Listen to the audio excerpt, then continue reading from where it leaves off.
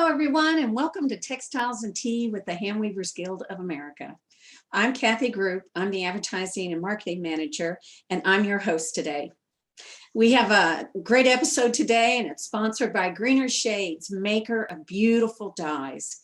See all of their wonderful dye supplies at gs.stillrivermill.com. Thank you, Greener Shades.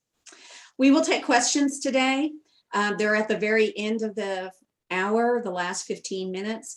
Please put your questions in the question and not in the chat. It's kind of hard to see them when they're in the chat. We love your comments, though. Those are great. Keep those coming. Today, we have Deann Rubin. Deann holds a Bachelor of Fine Arts degree from the University of Kansas. She also received 2-year certificates in computer graphics and illustration. Deann has exhibited her handwoven tapestries nationally and internationally, including Russia, Australia, and Canada. Deann was the editor of the ITNET Journal, and that's an international tapestry organization. And she's also been the past president of both the Tapestry Weavers West, and that's a tapestry organization out of San Francisco, and the Missouri Fiber Artists, and that's a statewide art organization. Welcome, Deann. It's great to have you here. Hi, Kathy. Hi, Whitney. Our first question is the most important. What's your favorite tea? Bengal Spice, which is a celestial seasoning tea. And before that, Good Earth, with sweet and spicy. We love Bengal tea. Oh, we really? drink a lot of that. It's hard to find, but we love it. Yeah, right now I'm just drinking water. I'm afraid I'm going to spill it on myself. Well, can you tell us a little bit about how you got started in fiber arts? How I got started in fiber art. Well, I went to KU at the University of Kansas in Lawrence, Kansas. And they had, if you were an art student, art education, or art major, you had to take a semester of each of their studios. So ceramics, sculpture, design, painting, weaving, everything. They didn't have glass. And I took, when I took the weaving studio class, nobody was doing wall hangings or tapestry. There were no books on tapestry. And we did a sampler first, and then you were supposed to do yardage or a rug. And I didn't want to do a rug, so I did yardage. And that was my first exposure to weaving and fiber. And my mother didn't sew. And so I really didn't know too much about how to make yardage into a garment. And the person that was teaching the class, Evelyn DeGraw, who in weaving circles at the time, she was pretty well known. I don't know why she was teaching a beginning weaving class, because she was head of the department. But anyway, it wasn't until a week or 2 weeks before our garment was due that I found out that the yardage had to be made into a garment. And I didn't have a pattern. So at the time it was, I hate to date myself, but 1960 something. And so you just made this thing that was a piece of yardage that you put over your head, had an opening, and you tied it. And it was just kind of shapeless, kind of a hippie looking thing. And I didn't want that. I liked fashion and design. And so I wanted to do a vest or bolero, and I didn't have a pattern. So I tried, and I kind of messed it up. So I got an A in my yardage and a D in garment. So that's part of how I got started. And then I don't know if I was a sophomore or junior, maybe a junior, I took an elective in weaving. I never thought I'd end up doing weaving because Evelyn, she was on a sabbatical, and somebody else came in and took over that year, and she didn't require that you had to make things into garments. And so I did yardage, and I still have that piece of material that I thought whenever I got married, I would make it into my going away outfit, which I never did. So And then I guess the second part of getting into fiber, I was working in a wool shoe company, part of Brown Group, Buster Brown Shoes. They've changed the name of the company now. But it was a 40-person in-house advertising department. And I was basically doing black and white newspaper ads and a little bit of brochures and flyers, maybe with a little bit of color. So I started doing off-bloom abstract weavings and some pillows, and because it was texture, and I did some art fairs, and I think, did I say pillows too?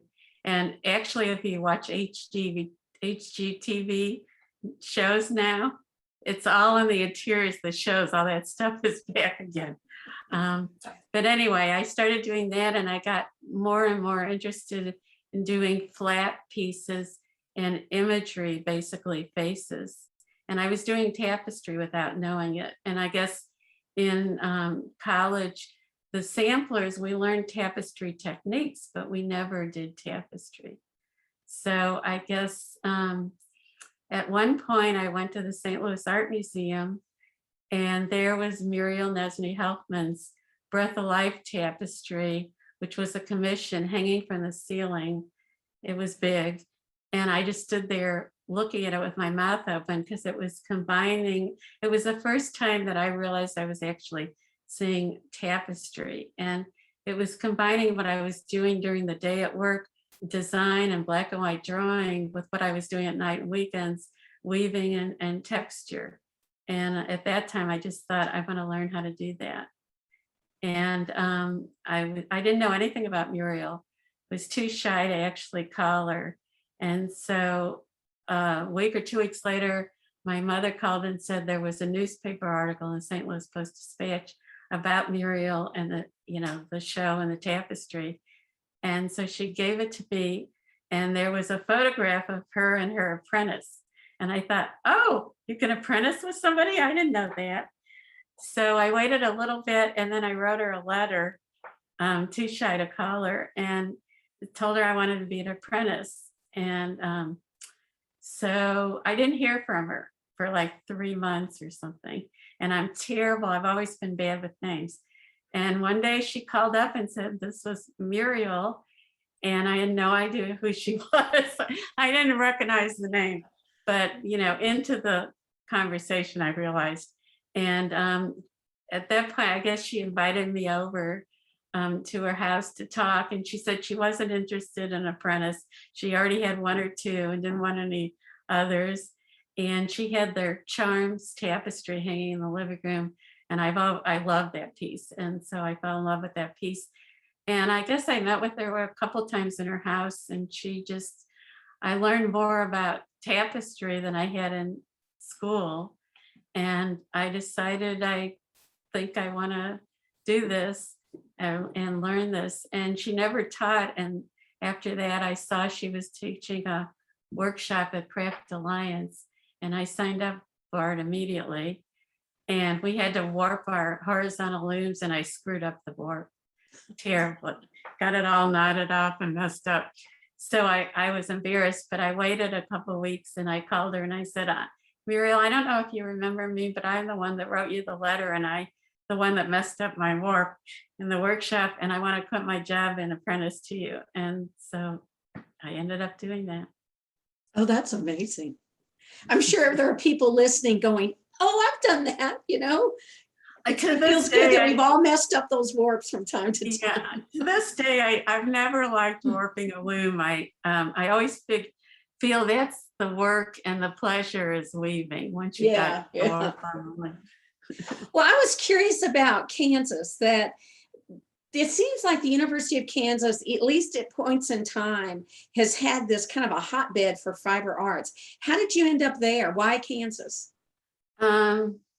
Yeah, so it's not a very exciting reason why I went to KU. My parents never talked to me about what I wanted to do, when I grew up, never talked to me about college. And so I wanted to go to the Rhode Island School of Design, because, which is funny, I saw an article that I read in 17 magazine about it. And to this day, I wish I'd gone there. But anyway, but I told my parents, and they said, we didn't know anything about financial aid or scholarships. And they said, oh, it's the East Coast. It's too far away. If you get sick or you want to come home on vacations or holidays, we won't be able to afford to bring you home. So pick a school in the Midwest. That was their advice. And a friend of mine's mother was taking her to CKU. And I had heard it had a good art school and good design school. And so I went with them, and it was a beautiful campus. And that's the only one I ever visited. So I ended up going to KU. And I had planned originally to only go for a year or 2 years and then switch to RISD, but I never did. You know, you start dating somebody. Okay. Well, you seem to be involved in a variety of modalities, everything from floral design to being an illustrator. And the one I loved was you made a fiberglass cake. And I think we have those images here. The one on the left is Pumpkin Girl Retro. That's one of your illustrations. And the one on the right is the Cake Way to the West. And I love that. So what is the connecting thread through all of these different modalities that you dabble in? Well, I've drawn all my life, and I love to draw. I don't know. I guess I've always done what now you call graphic design and illustration. And I just like to learn. And I think, you know, I've listened to some of the other interviews you've done with people, and a lot of times they come up, everybody seems to like to learn. And so when something comes along that seems like it's fun or a little different, if I can do it, you know, if it's not scary, then I'll do it. And the cake, it was the 250th anniversary of St. Louis a few years ago, and they had all these fiberglass cakes made, and they put out a call to artists or anyone who wanted to paint one. You had to submit a little sketch of what you wanted to do, and they had some parameters of, you know, acrylic paint, you know, 2 layers of polyurethane, acrylic over it. So, because they were going to be outside for a year, and there was a limited time frame, and so I signed up, and it was fun. And the piece is still in front of Bergazzi's, an Italian restaurant in St. Louis on the Hill, which is, you know, Italian part of St. Louis, kind of like Boston. So I go to the restaurant every once in a while and see the cake. Oh, that's good. That's great. And as far as the floral, again, I don't consider myself a floral designer or know anything, but, you know, I've always been interested in good design, and I'm very visual, and my whole life I'll, you know, dissect, or I'm always looking at things and thinking about, you know, does that work, color, pattern, lines. So I was in a garden club in Boston, and not that I know anything about gardening, and the art museum there, they started Art in Bloom. They're first in the country, and so it's a big deal. And if you get invited, you shouldn't say no, because they won't ask you back again. And the garden club I belonged to, they had done it in the past, and they were asked to participate. And the people that knew about gardening and floral design and had done it in the past, nobody was interested in doing it. And so they looked at myself and another woman, Aaliyah, who was originally from Israel, and we had backgrounds in art and design and crafts, but not in gardening or flowers or floral design. And they said, why don't you guys do it? Because it had to be a 2-person team, and they didn't give us hardly any monetary backing, a budget, but we said we'd do it. And it was months of preparation, and I mean, it was a lot of work, because you have to back everything up with the flowers, what their meaning is, And instead of getting a wonderful painting or contemporary craft, which we both would have loved, because we were more in that style, we got a sword and a scapula with the sword. And I thought a sword isn't even art, but anyway, we did that. And, you know, and I spent $500 of my own money, because you have to buy the flowers to practice. And, you know, then you have to have the flowers for the actual thing. And every morning you have to go in there before the museum opens to freshen your thing, because it has to last for almost a week. So anyway, so we did it, and the curator loved it, and the museum loved it, and they liked us because we were there every morning and what we were supposed to be doing and keeping it fresh. And they asked us back next year, and the two of us said, "Nah, we're not going to do it again." Been there, done that, huh? Yeah. But it Well, was fun. One of the things I see in your work a lot that's very, it just really grabs you are the eyes. They're very predominant in a lot of your pieces. Now, we've got two of your pieces here. One is called Popcorn and the other is called Burqa. Would you talk about these two pieces in particular, but also why eyes? Why is that a symbol that you've chosen? Well, I've always been interested in human imagery or animal imagery, and and social and political themes, I guess, or urban themes.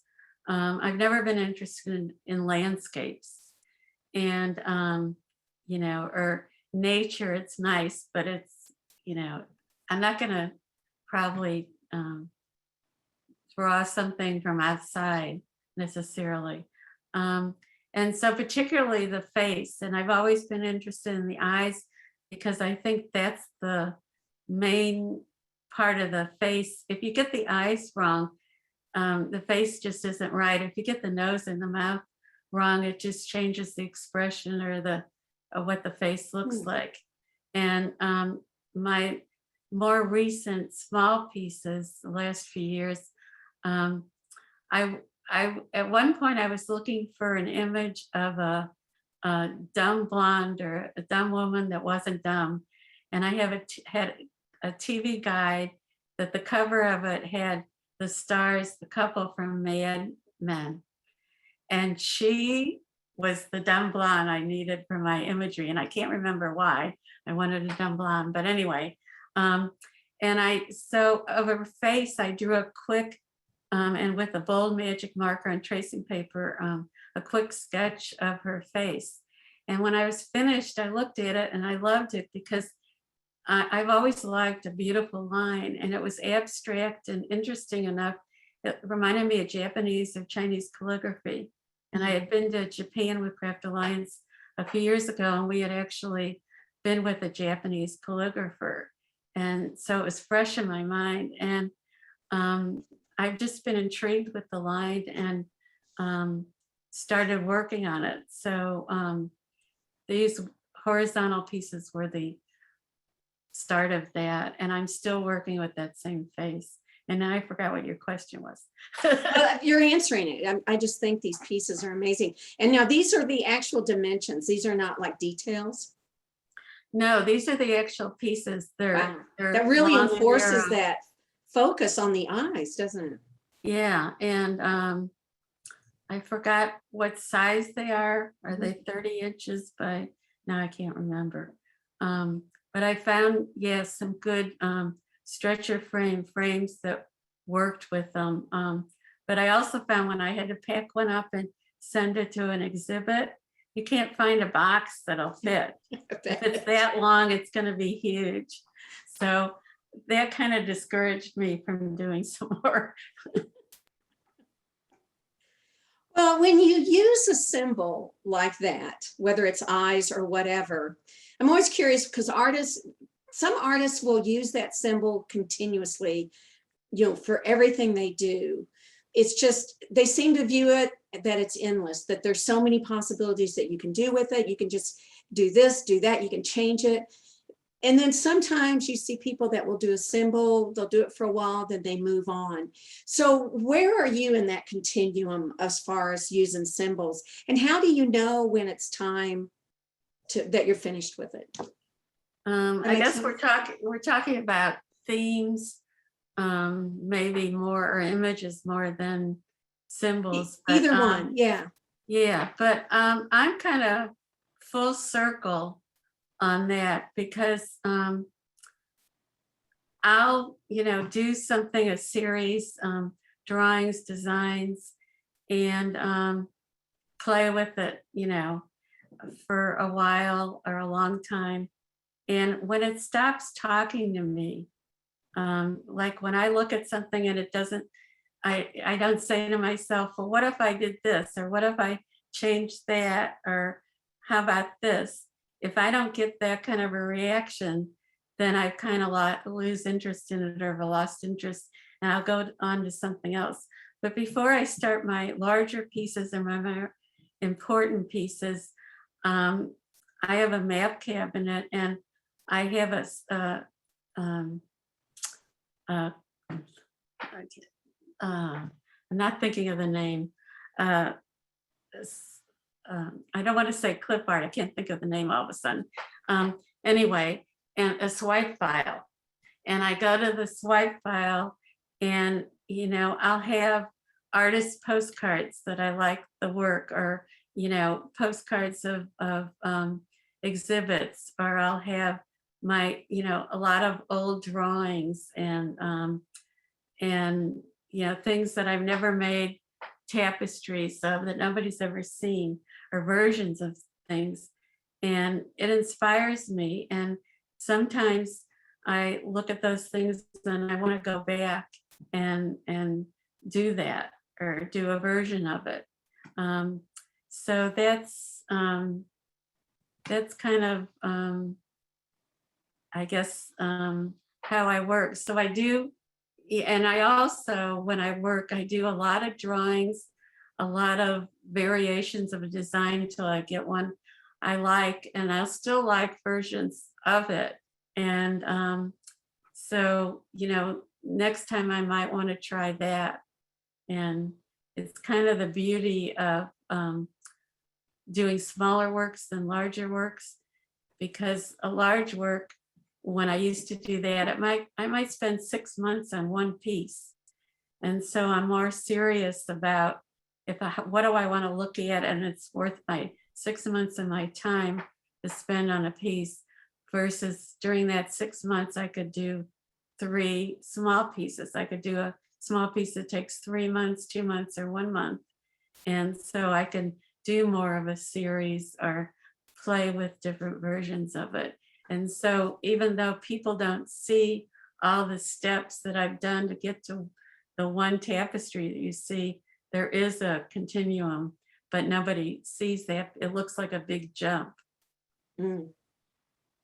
Well, that was kind of leading into my next question, which is, can you talk a little more about your design process? Now, you said you do drawing. Do you use computers at all? Do you use a cartoon when you're weaving? Yes, I do use a cartoon. My larger, well, I should say, before I did computer, used a computer, I did drawings, and I did a lot of drawings of the same piece. So I draw on tracing paper, a tracing paper pad, and then I flip over a page, and I'd eliminate something or change the drawing till I got what I want. And then I'd play with color with it. And kind of, I would do a gouache painting, a marquette. It's a small version of the tapestry. And gouache, for those that don't know it, is just opaque watercolor. I think there's egg in it. And that's all I know about the technical thing of gouache. But anyway, but illustrators used to use it. And we used it a lot when I was in college. But anyway, so then I take a picture of the gouache painting and blow it up to the full scale of the tapestry that I was going to do. And then from that, I do a black and white drawing on my cartoon paper, and that goes behind my work.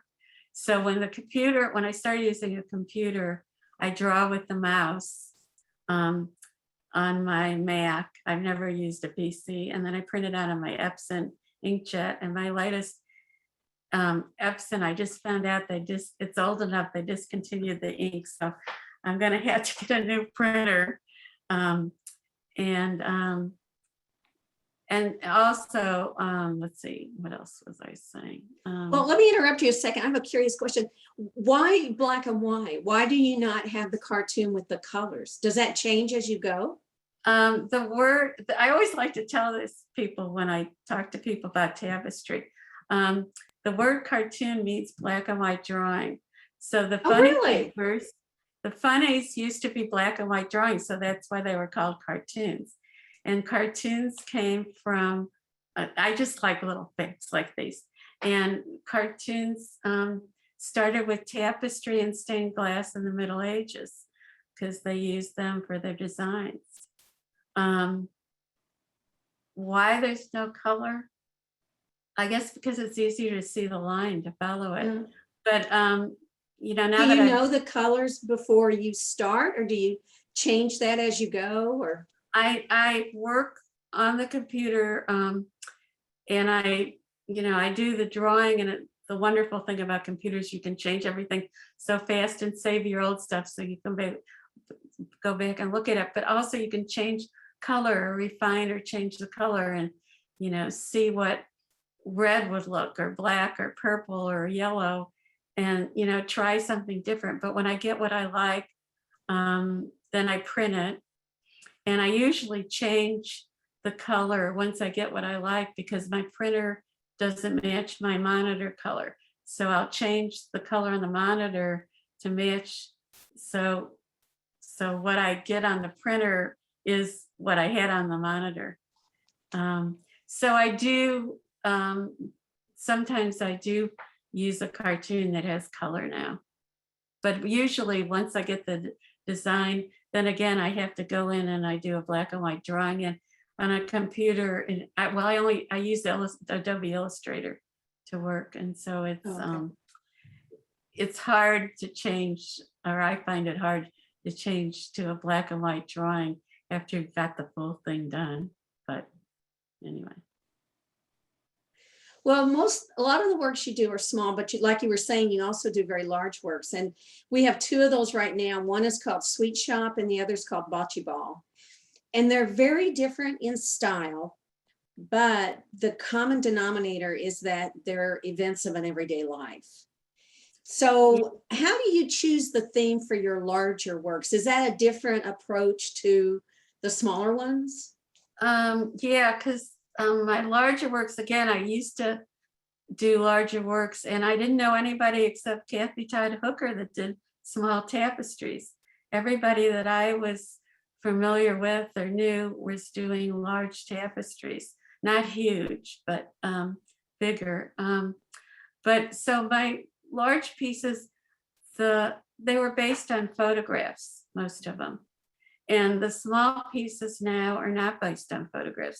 They're just drawings, and they might be from an image of, like for instance, the TV guide cover of a woman that I got from a magazine or somewhere else, or they're just made up. Or I use something figure as a base and sketch from there. So these two, the Bocce Ball is actually the second tapestry I did from the same photograph. So the first one is called Le Jeu, the game, and it is more like Sweet Shop, that it's more realistic looking. So again, if you had that, you could see the step to get to Bocce Ball. And Bocce Ball, I was just looking at the design and also the original photograph. I always have those on the loom with me. And so the inside of the figures, I basically just, had a set of colors and just played with that based on the light and dark in the photograph. So it was more playful than probably what I did in Sweet Shop. And Sweet Shop, by the way, was originally a small, it might have been 2" by 2" sepia photograph of my husband when he was 2 and his sister, older sister, when she was like 5. He was 2 or 3. And it was a photograph of his father and uncle's sweet shop in New York. And so it was only sepia, there was no color in it. Huh. And as soon as I saw it in my mind, I imagined the colors. So all the colors made up, but I just saw it as a full-blown color image. And I can't explain that, but Well, the details are amazing. It's just beautiful. thank you. Now, the next one is called June Fee. In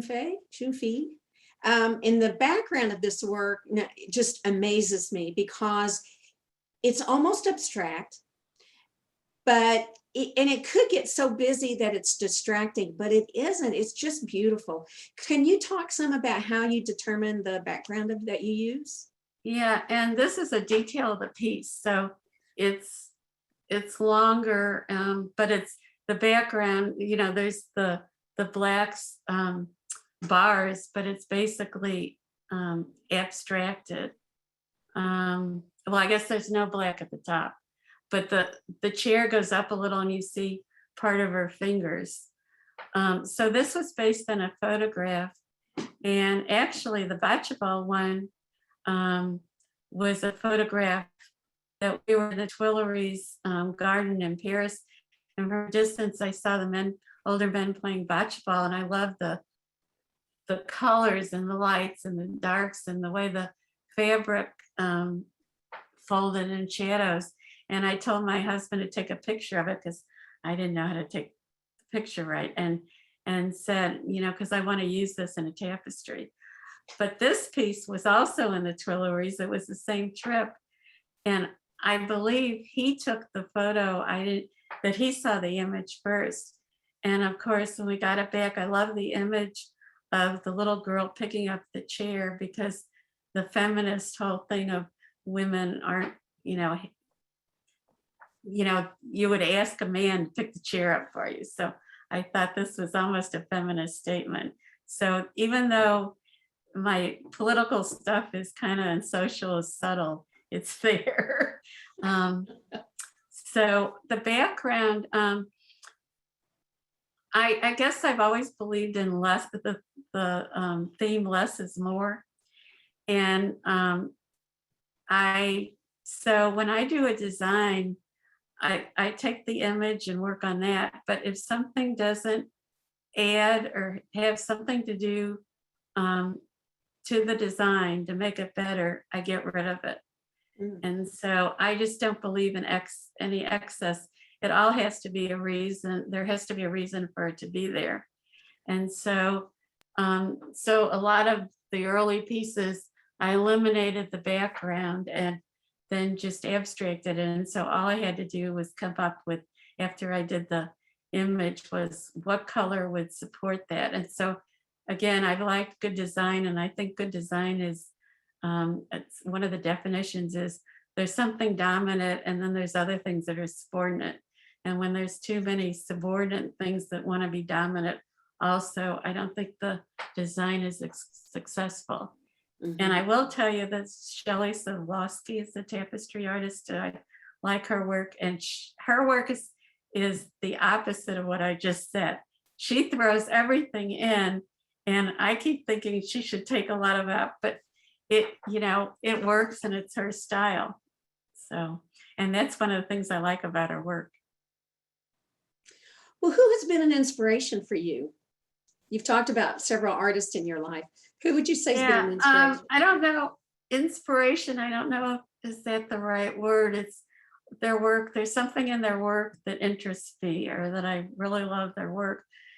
Something that I haven't worked out successfully in my work, or maybe not, but it goes, it's the gamut. I mean, when I was in college, and I still like his work today, Caravaggio, just the strong light and shadows of drama, which I always want to achieve in my work. And then going forward a little, let's see, Well, there's more things like graphic design, posters. I have a lot of books of posters, um, and package design and things like that, and logos. And but there's also like a lot of basketry artists and contemporary baskets. And there's things like the Yoruba, the headdresses, the beaded stuff, and molas that I really like. And as far as people, again, it's a little older, going back a little, but Mary Barrow and Diane Itter's work I've always loved and admired. And I'm probably forgetting a lot of things and people. Oh, as far as tapestry, the Angers, the Apocalypse tapestry in Angers always blows me away. And I actually saw it in person. And that's my favorite tapestry. And then, going forward, of course, Muriel Mesny Helfman. So anyway, so that's kind of. Well, what do you wish someone had shared with you when you were first starting out as a weaver? You were just getting started. What are some of the things you wish someone had told you? Well, I guess one of the main things that's kind of a pet peeve, because nobody talks much about it, is the threads per inch, the warp versus the weft. Because when I first started out, before I knew I was doing tapestry, the work didn't look good. In fact, my cousin, an old piece I had given my aunt and uncle, he gave back to me because he's moving and didn't want it. And the warp was so inappropriate as far as the thickness to the weft. And a lot of beginning weavers and tapestry people make that mistake because nobody talks about it. And I had been doing tapestry for a while. I mean, way after I apprenticed to Muriel, before I realized that I think the space between the warp threads, the weft thread should be that same thickness. And so anyway, that's one thing, and I'm still learning about that, trying to figure out what thread I should be doing, for my warp. And I guess throwing in, I used to do the large pieces, 7 or 7.5 threads per inch was a 3/2 pearl cotton. And now I do 10 to 20, and doubled. And now I do usually doubled 10 to 20 threads per inch. And a while ago, Kathy Todd Hooker told me I should be doing, because I was complaining about not being able to get a detail that I wanted in the tapestry. And she said you should be doing 30 threads per inch and using sewing thread. And I thought, it takes me a long time to do what I'm doing. I'm never going to use sewing thread. Wow, sewing thread. Wow. Eesh. Well, one of the things I'm curious about, and it's right behind you, you did this series of cubes. Yeah. They remind me of kids' blocks. What was the theory? What was the, I don't know, the gist of that? What was the force behind that? So I was doing, you had on the screen the squares, the blocks with the face, and I was doing an edge that had a triangle, a point to it. And the more I did those, I thought I'm doing blocks and, people or women being blocked by things. And I started thinking about why not I've always wanted to do tapestry, even though it's 2-dimensional. I've been interested in 3-dimensional, but keeping the flat tapestry because I like that 2-dimensional surface and an illustration kind of look. And so all of a sudden I started thinking about, I've always liked ABC children's blocks. And so anyway, that's how the thinking got started. And the piece, I put it here behind me, is A. A is for Alice, or A is for whatever block, and that was the first one I did. And it's 10 by 10 by 10, and I only say that because 10 inches doesn't sound very big, but when you get a three-dimensional piece, it looks huge. And so it's actually six-sided, each one's different, and it's, I started, it also has to do with, I was thinking, if I had a daughter, what would I want to tell her or teach her? And so I thought, start with A, because, like the ABC books, alphabet books. So anyway, so that's how I got started. And I wish I had time in my lifetime to do from A to Z, but I've done a few, and I imagine them at some time being exhibited as one piece, kind of stacked and next to each other. So I've done 4 of them now, I think, and okay. and not in order, which I realize now I should have done them either A, B, C in order, or else I should have done them so the ones that I did would spell out something together. But I didn't think about that at the time. Whitney, can you go back and pull up the image that we showed earlier of a box in progress? Now, do each side of the box get its own name? Because I've seen some things listed as A's for Apple, A's for Alice. Yeah. So each side got a name.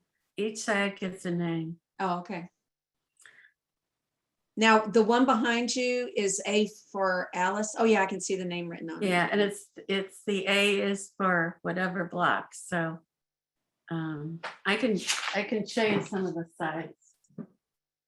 So you can see this was early, so the @ sign was kind of new to me, and then I wanted to incorporate the same face, same eyes.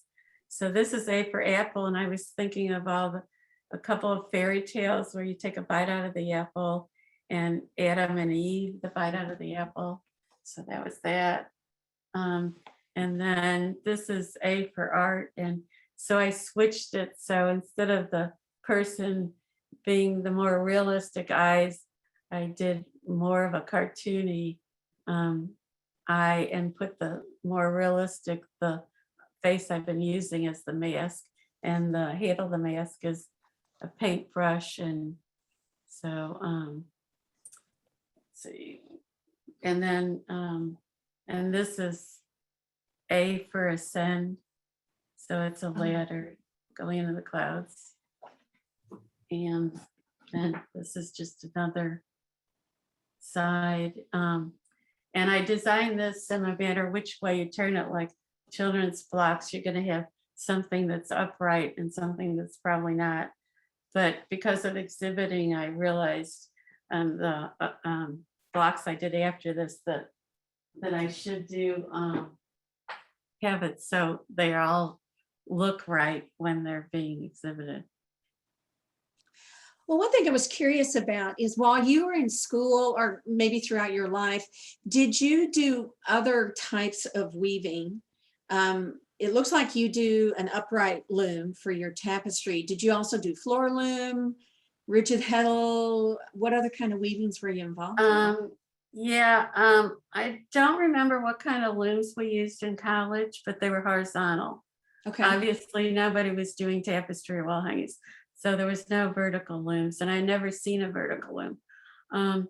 My first big loom that I bought myself was in Norwood, a floor loom horizontal. I love that loom, but and my first tapestries after Muriel were done on that loom. But when I did it, the beam, especially the front beam, would bow. And as soon as I released the tension, it would go back. And I called the company, and they sent me a different beam. And we put a metal on the front and the back beams, and it still bowed. So when I took the piece off the loom, the piece bowed a little bit.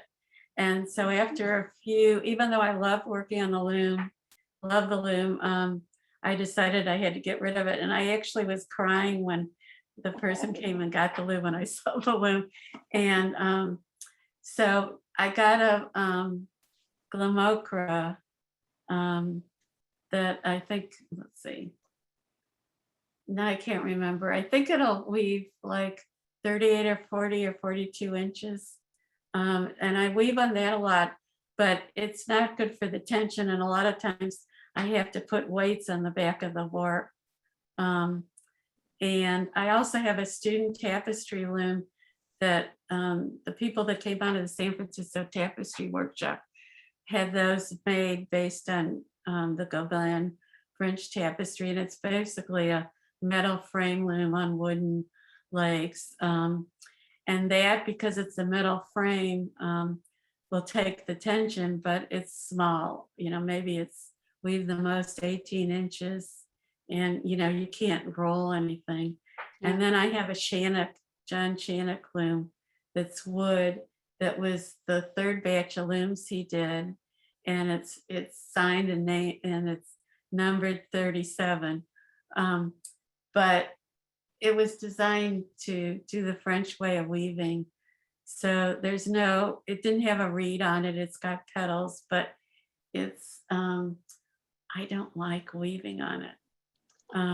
Because you can fine tune it to get great tension, but I hate that it's lambs, not harnesses. And so I don't like lambs. I hate working on the lambs. And I actually, since we moved in this house, I haven't used it yet, but I keep thinking I'm going to use it. And with the move, oh, go ahead. No, I was going to say, we've got some questions that maybe we can go to. You talked about the computer program. This is from Ruth Blazinko. The computer program, do you draw on? And I think you said it was Illustrator? No. Adobe Illustrator, yeah. Okay. Illustrator. Okay. Yeah, it's an Illustrator drawing program. Okay. And when you create the blocks, this is from Felicitas Sloves. When you create the blocks, do you back the tapestries with something firm and stuff the interior to maintain the shape of the block? Or do you hand sew the pieces together to create the block? Yeah, so my original intention was I actually wove metal wire in the top and bottom of each square and in the sides a little bit, which becomes a pain for weaving and slows you down a lot. But I found when I took it off, it would stand, and I'd sew some, well, I've done some blocks where the whole thing was woven, so it just folds. And I've done some that maybe there was 4 squares together and then 2 other, or 3 and 3, but I sew them together. And so I found it didn't work as far as the shape real well.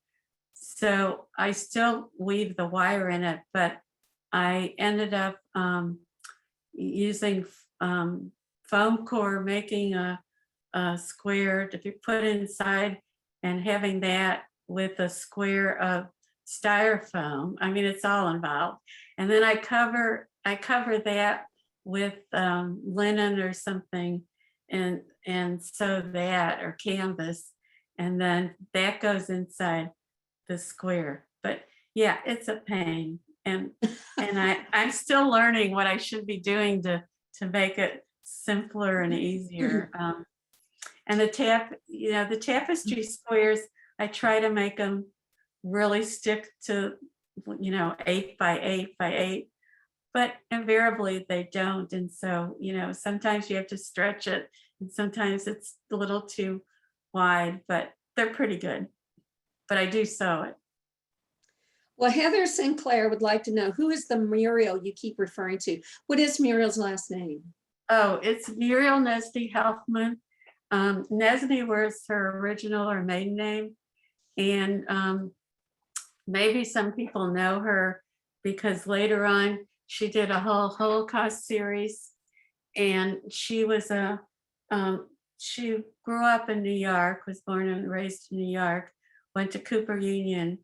And her husband was also an artist, a painter.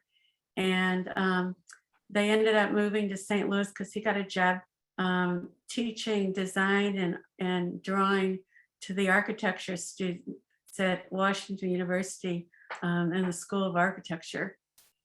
And anyway, she, I guess he went in the Army and they were stationed in Germany for like 4 months. And so she went to a school there to learn tapestry, but she didn't speak German. They didn't speak English.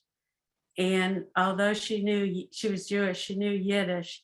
So they got along, but so and it was only 4 months. So she learned a little bit about tapestry, but didn't know the names of things. So I don't either. Because I just learned how to do things. Again, we learned the techniques in college. I learned the techniques in college. So, but Muriel did a lot of, she was well known regionally in the St. Louis area, but she did commissions because she did a lot of like for synagogues and churches. She did art curtains and big wall hangings in St. Louis and all over, plus private commissions. So, and I mean, she did huge pieces. And Well, Michael Rubin, oh, hi, Mike. just put My the name on. husband. Is he related to you? Yeah, my husband. Thank you, 50 Michael. Unfortunately, 50 years. Well, you put the name up. Thank you, Michael. We appreciate that. So anyway, so Nesney, so she decided, I didn't finish my thought. I'm sorry. When she started the Holocaust pieces, I mean, this was before social media and computers. She was worried that some people might come after her.